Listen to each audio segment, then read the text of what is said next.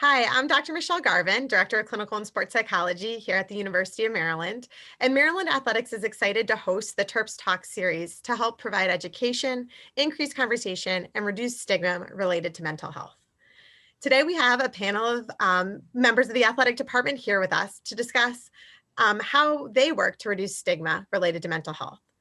So I'd like to take time now for all of you to introduce yourselves. Just let us know who you are and what you do here. So Rob, why don't you go ahead and start? Yeah, I'm Rob Vaughn. I'm the head baseball coach here at Maryland. I'm Cara. I'm the field hockey athletic trainer here at Maryland. I'm Lizzie. I'm a fifth-year senior on the women's lacrosse team at Maryland. And I'm Parker Timms. I'm a licensed counselor here within Maryland Athletics.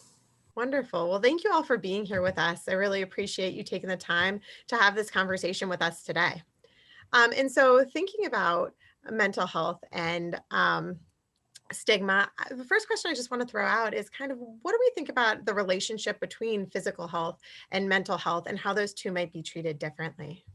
Yeah, I think the main thing that I've seen over my time, very honestly, is we've talked about it, but just a stigma around it. I think, with my players, especially a men's sport, that we recruit a lot of kids from, maybe some tougher areas and this and that they're just, the idea of talking to people about how you feel is something that's been, thankfully, has been brought more to the forefront recently. But for instance, when I was growing up, it was just grind your way through it, be tougher, be stronger, and figure it out. And, I think just reducing the stigma around it has been one of the biggest challenges we've had. And fortunately, we've had some older guys that have really kind of immersed themselves in it, whether by necessity or by choice. And I think that's kind of paved the way to begin reducing that for our team in the years as we move forward.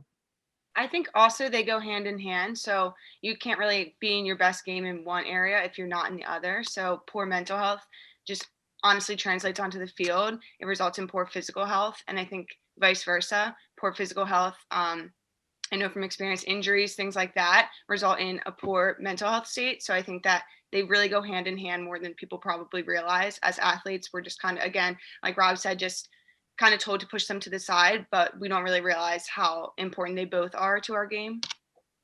To that point, your brain is an organ, it's a part of your body. The fuel that you put in your body, like your brain's receiving that same fuel. Like it's not, like for a long time, the mind and the brain are seen as kind of separate and separate aspect of our body. But yeah, sleep, hydration, fuel, all those things that are paramount to taking care of our body is going to impact the overall functioning of our brain as well. So physical health and mental health are very much connected. A lot of the athletes that I work with, everyone always wants to be seen as strong, and you can physically look strong. You can come off with that appearance, but a lot of the times with mental, they don't feel strong, so they don't want to show that. They always want to, everything appears strong. They're a D1 athlete. They're supposed to be tough. And so that's an aspect they want to hide. You can't hide a physical weakness as much, but you can hide a mental weakness. I think even off what Lizzie was saying right there, I've seen it a lot with my guys that a physical injury ends up resulting in mental health stuff down the road, and I think a lot of times they want to address the rehab, they want to address that, but if they don't address the other side, it's really a harder road for them to navigate. Well, and so really, it sounds like you're all talking about these two going hand in hand. They're very strongly linked, and not just kind of in our performance, but within our bodies, they're very much connected. And so thinking about this, I know I hear all the time people saying, I have rehab now, or I have PT, talking very openly about it, but we don't as often or as frequently hear people saying like, hey, I'm going to my psychologist appointment, or I have therapy now. Why do you all think that is? And what do you think we can do to break that down? I think, again, speaking only from personal experience, for me, Dr. Garvin, when I first started seeing you and I tore my ACL, like it was easier to say I was going to physical rehab than mental rehab because it was something people could see. They could see when I left PT that, I could walk a little bit better. I could bend my knee a little bit further, but nobody could really understand that when I left your office, I felt so much better. They didn't get that mental part of it. So I think almost just like the simplicity of it and not having to explain like why I was doing it or still, because it is such a new thing, not having to explain like what it's going to do for me or how it's going to help in my overall rehab. Again, it was just easier to go and do the physical exercises. It's something that I've done my whole life being an athlete, just the physical exercises of it. And yeah, I think it was just easier to explain that part of it. Sure. So the visibility of it made it easier. When you went to PT and came out, people could see the progress. And they could also see why you needed to go. But from the mental side of things, neither of those were true. They couldn't see why maybe it would be helpful and can't see the outcome. I've also had some athletes talk about what's you can see and what you can't see. So with mental health, it's behind a closed door, but physical therapy, everyone is seeing. You're in an athletic training room, you're in a PT facility, everyone's watching you.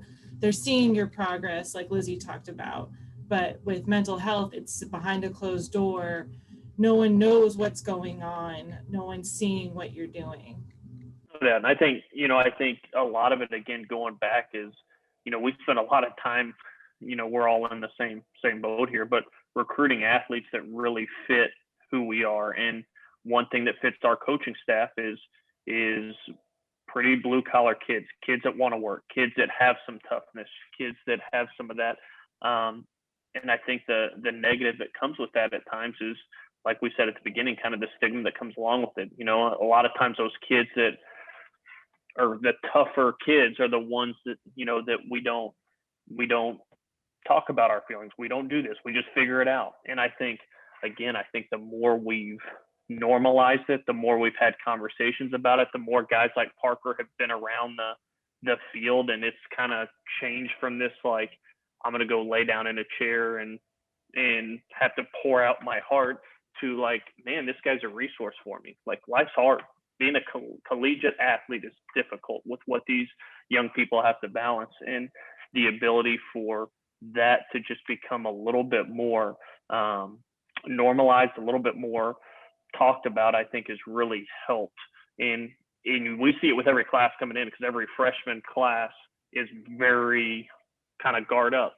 And then as they kind of roll through, it gets a little bit more and a little bit more. But I think what Lizzie and Cara said is right on. And I think you wouldn't necessarily, blame somebody for an injury or a medical condition. You wouldn't necessarily see that as their choice or their fault, or view them as weak because of that, or kind of see that as the sole defining aspect of that individual. That might be a part of their experience and a part of who they are, but they have so many other aspects to them. And I think for whatever reason, with the mental side of things, whether that's because so much of our behaviors and our personality is kind of based on that, there's kind of this view that you should be fully in control of your thoughts, your behaviors. You should be fully in control of your mind. And if you have anything going on, that's maybe because you're weak, or maybe that's because that is kind of your choice or whatever, So I think in that same way that you wouldn't blame somebody for having a medical condition, you wouldn't blame somebody for having an injury, you wouldn't view them as weak for that, kind of seeing that any sort of mental health needs are just a part of their experience, a part of who they are, and that doesn't discount all the other great aspects of that person. So kind of just treating mental health care the same as medical care, in that sense of that's a part of what that person needs. Well, and I'm hearing, I think, some consistent messaging from all of you in that maybe some people have these pre-existing beliefs about what mental health is or what it means to be mentally tough. And those beliefs might not align with the idea of getting support. And so I know, Parker, you mentioned like we should feel this way or we should be able to do these things. And so breaking down those shoulds and breaking down some of those pre-existing beliefs and recognizing that just as we get support physically, whether it be from our athletic trainers, our team doctors, our strength and conditioning coaches, or our coaches, or whoever is supporting us, whether it be athletically or in our own lives, we can get support mentally as well. Well, and Rob, I know you mentioned this and you touched on some of the things that your team's doing, but what are some of the ways that you all can work do work to reduce stigma related to mental health? I think very much where it starts is where it starts in all of coaching and all of really human interaction is vulnerability and being super real with your guys about what you're dealing with. I know as a head coach, you kind of feel like you have to fit this role and you have to fit this. There's got to be these barriers, and they're And I think over time, what I've seen is the more you open up about, hey, this is kind of what I'm dealing with at times, and being real with your guys. One of my mentors, he told me, he was like, let your players see you laugh, let them see you cry, let them see you be human. And because of that, they respond. I think at times some of these young people that are in the midst of some of this feel like they're the only ones that are dealing with this. And so I can't open up because these other 34 guys got it together. Like, why would I do this? And I think when you create the atmosphere of safety, the atmosphere of vulnerability on your team where true relationship happens, I think that's when you can start to open up a little bit.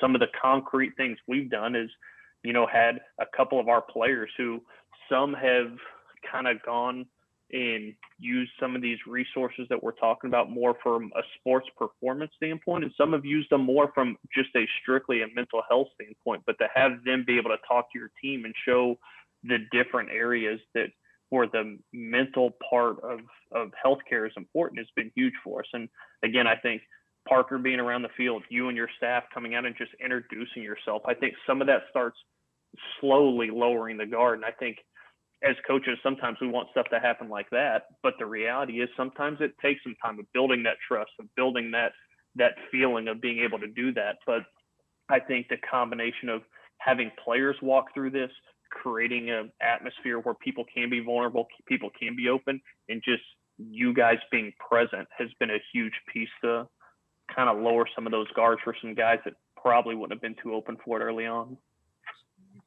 And so kind of normalizing it and letting other people see that we're not all okay. And so sharing when things are difficult and having some athletes share that too.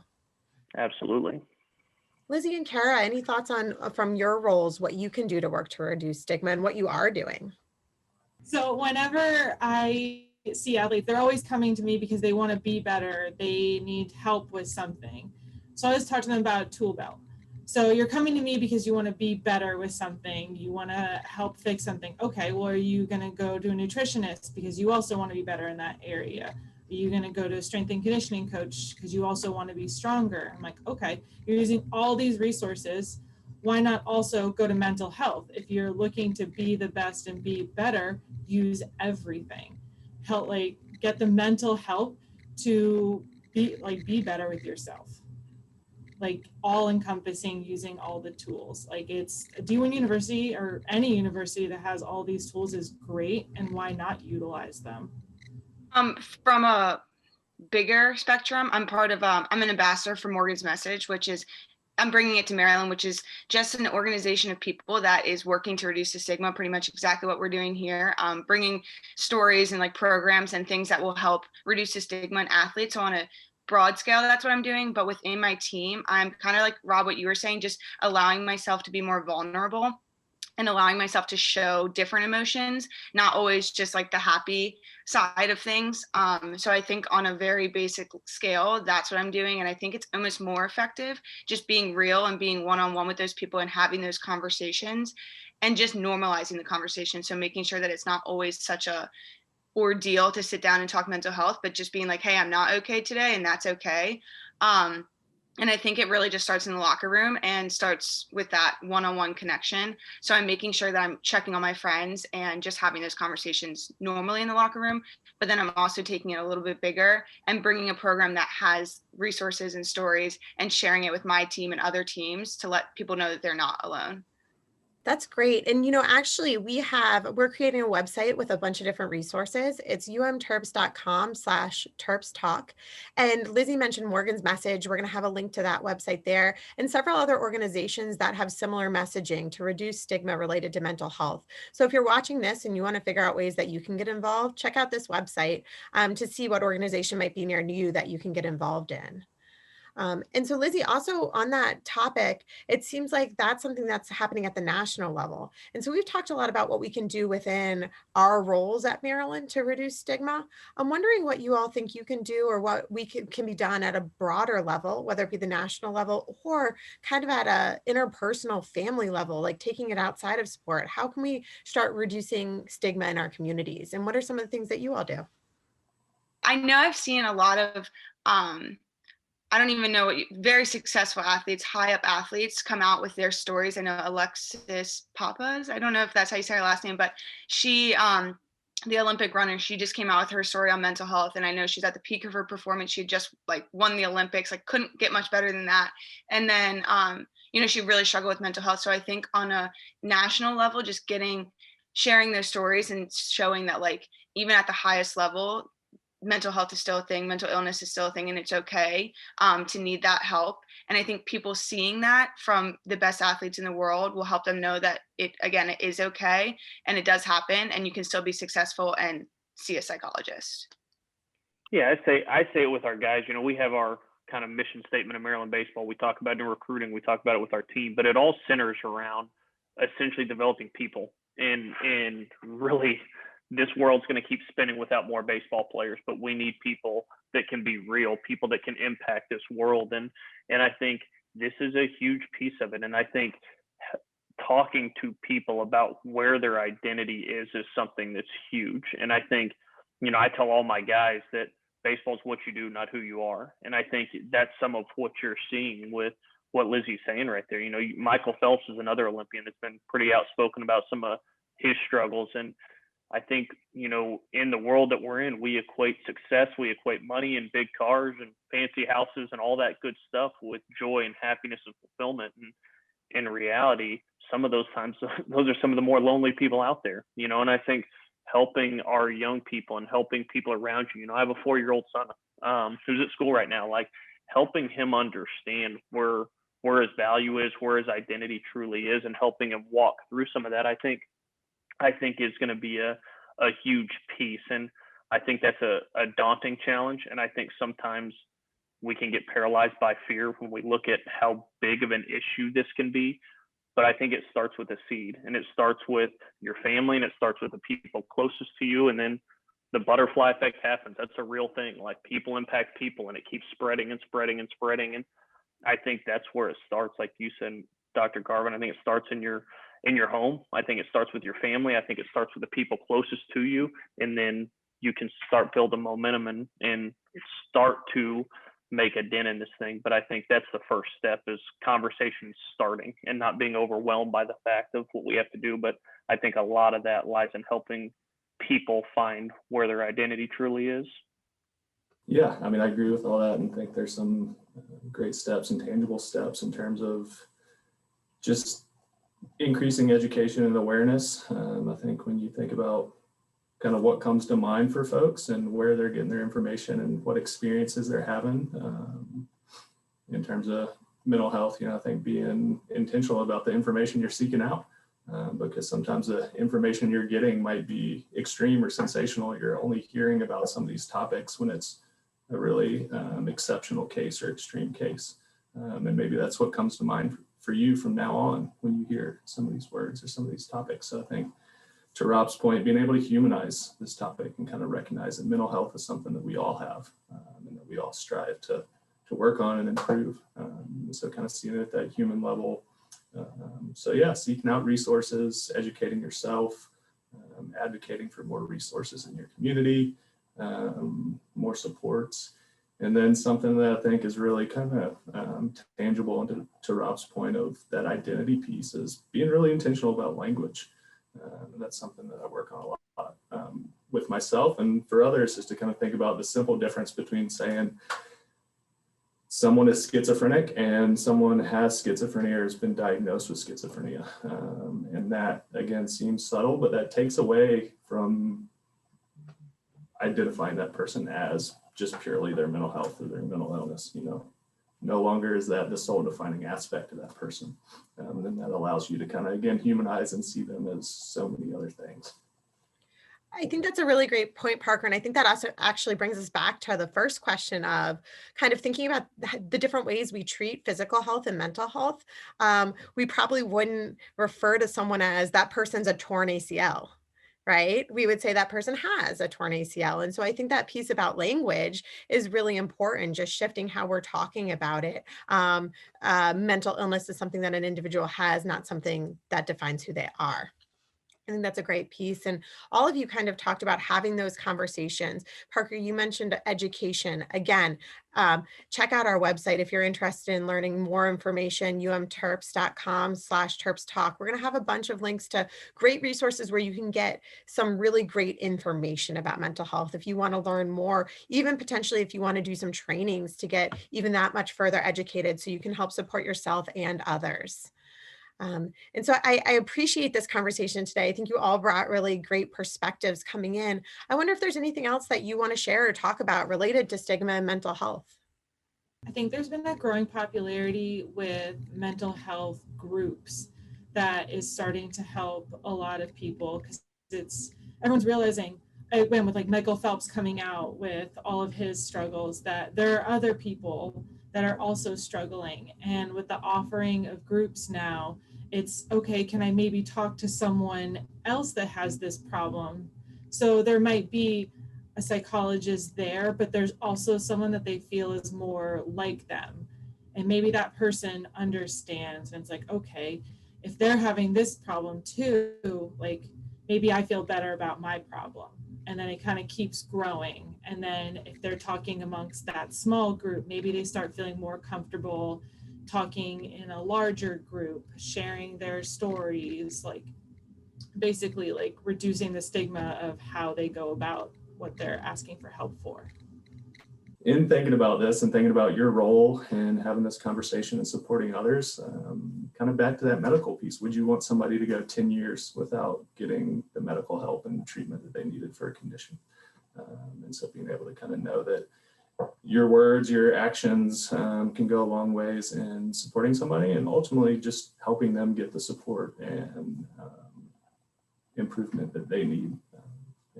I think that really hits home, right? Like if you were experiencing, I don't know, chest pain, would you be like, okay, like not going to go 10 years from now, maybe I'll take care of this, right?